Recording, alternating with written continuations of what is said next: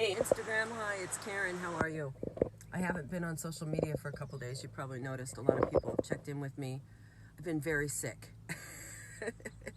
Very, very sick. It's going around in Palm Springs and I got it. And so I've got a few things to say. One is I'm doing this regardless of being sick. I slithered out of bed today. I was sick as a dog. Thought I was going to die last night. But I slithered out of bed today because my daughter needed something. And so I just left the house and I just dropped off what she needed.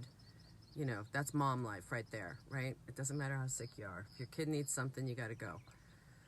So I thought I'd pull over here and just do a quick check-in with you.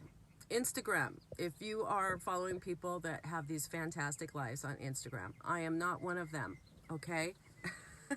I have a fantastic life, but I'm not gonna, I kind of wish that sun wasn't right in my face. I'm not gonna portray it to you like everything's perfect all the time, because that is not how life is.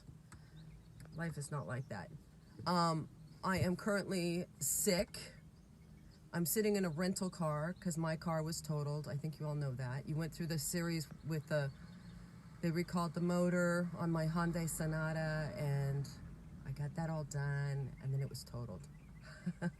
And no one was hurt. Yay. So now I'm in a rental car. Have to turn that in tomorrow. Not sure what's happening with my life. Sick as a dog, but I'm sober. Life is not so much what happens to you, it's how you respond to it. And I am sober. And I was thinking about last night when I thought I was dying. I got the stomach flu. Last night the stomach flu part hit. So, oh my God. That ended. So now I got some hope. But I thought to myself, there's a couple things that money can't buy. And that is sobriety and your health. It is so important to stay sober no matter what. Because if you're not sober, you don't have anything else. Let me just tell you right now. And it is hard. If you're sick right now, it's hard to be spiritual when you're sick. So don't set the bar too high. Okay, let's just get through it. Right? I do my morning pages. I do my evening pages. I ask God for a lot of help. Last night when I was throwing up with my head in the toilet, there's a pictorial for you. I was praying, God, please help me. You know, please help me. Please help me get through this. I mean, this is horrible. And you know what I did? And sometimes we get through things in our lives, and we don't get through them looking like, supermodels. We get through it with mascara running and snot coming out your nose and claw marks, kicking and screaming, but we get through it sober. And that's what I wanted to tell you.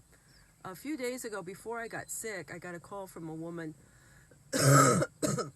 in Florida. And she wanted help getting sober, and I think she has 48 hours now. She did exactly what I told her, and we are on this venture together, and I'll tell you what, it's saving my life. That is saving my life. I checked on her this morning. I said, I'm sorry, I'm so sick. Are you still doing the routine? Set her up with the routine, same routine I do. Morning pages, evening pages. She doesn't have great meetings right now, can't find any, so we're doing the phone meetings, right? There's phone meetings, there's internet meetings. There is a way to do this. When Alcoholics Anonymous first started, way back in the 1930s, 1935, people couldn't get to meetings, and they were doing it by mail, if you can imagine, and not email. So they were writing a letter to someone, and they had to mail it and wait, and then someone wrote them back. That's how bad people wanted to stay sober. So if you want to stay sober, there's a way. Like I said, it's money can't buy you sobriety. You think it can. Think it could get you in the best detox, the best hospital, whatever. But if you're not willing to do the day-to-day work that it takes to stay sober, you're not going to stay sober. And it's the day-to-day. I say consistency, because it's even when you're sick, even when your car gets totaled, even when you're on the bus, right? Even when you're broke, when you look like shit, even when you don't feel good, when your head's in the toilet, you do. And I'm crying because I'm grateful. I'm grateful because I'm sober. Thank God. You get very emotional too when you're sick, so that's probably why I'm emotional. I'm just emotional.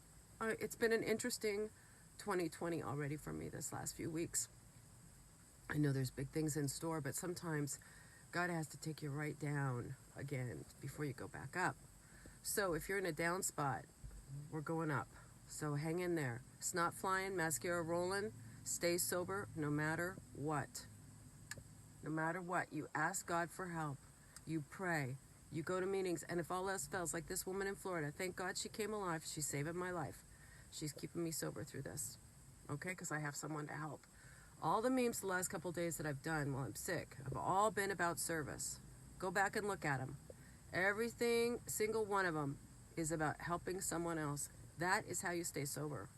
That's how you get over codependency, a breakup, a heartache, divorce. Help someone else that's going through it. Okay? I love you all. I'm going to do the readings later from my bed. So I'll do the codependency reading on Instagram Live, and I'll do the Facebook Big Book, because I need the meetings too. Okay? I love you to death. Thanks for letting me keep it real. Bye, guys.